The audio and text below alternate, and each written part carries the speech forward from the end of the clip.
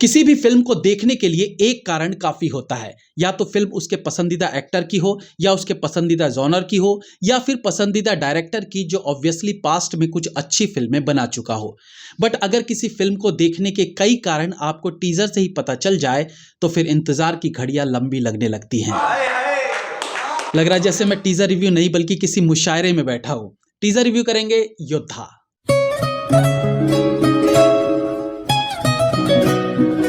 1991 में सनी देओल और संजय दत्त की एक फिल्म आई थी जिसका नाम था योद्धा। 1992 में मोहनलाल की एक तेलुगु फिल्म आई थी जिसका नाम था योद्धा। फिर 2002 में उपेंद्र और कीर्ति शेट्टी की कन्नड़ा फिल्म आई थी जिसका नाम था योद्धा द वॉरियर। फिर 2014 में बंगाली फिल्म आई योद्धा द वॉरियर जो मगाधीरा की रीमेक थी। फिर 2014 में कुलजिंदर सिंह और राहुल देव की पंजाबी फिल्म आई थी जिसका नाम अगेन था योद्धा द वॉरियर। अब 2024 में अगेन बॉलीवुड में बन रही है योद्धा। मतलब योद्धा नाम से फिल्म की शुरुआत भी 1991 में बॉलीवुड से ही हुई थी और अब 2024 यानी अब तक की लास्ट योद्धा भी बॉलीवुड में ही बन रही है। वैसे तो शेक्सपियर ने कहा था कि नाम में क्या रखा है। हालांकि नाम में कुछ रखा ना होता तो इस नाम से इतनी बार फिल्म क्यों बनती, लेकिन फिलहाल के लिए हम शेक्सपियर बाबा की बात मान लेते हैं कि नाम में क्या रखा है, फिल्म बनी कैसी है ये मायने रखता है। तो योद्धा का most awaited teaser finally release हो चुका है और शेरशाह के बाद तो सिद्धार्थ मल्होत्रा से एक्सपेक्टेशंस भी काफी बढ़ गई हैं।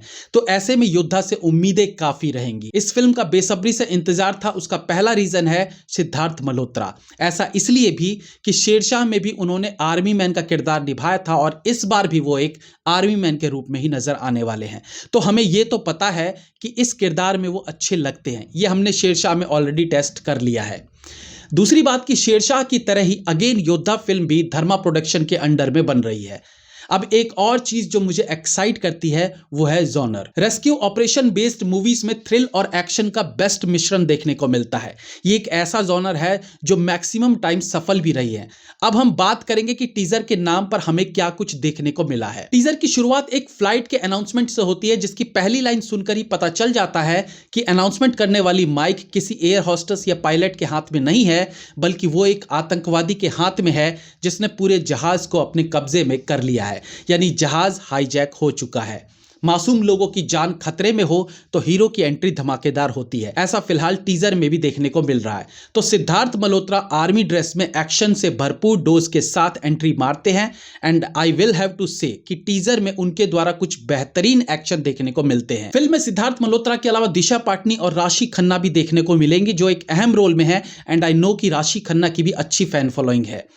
प्लेन हाईजैक पर बहुत ज़्यादा फिल्में नहीं बनी है बॉलीवुड में, बट ये कॉन्सेप्ट एक्साइटमेंट से भरपूर ज़रूर होता है और वैसे भी काफ़ी दिनों बाद इस जॉनर की फिल्म देखने को मिलने वाली है। टीजर में एक ब्लिंक जैसा शॉट दिखा दिशा पाटनी का जो साड़ी में दिखती है। मतलब भाई can you imagine Disha Patni in sari?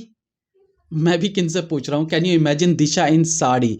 Imagine करोगे तो फिर साड़ी में ही क्यों?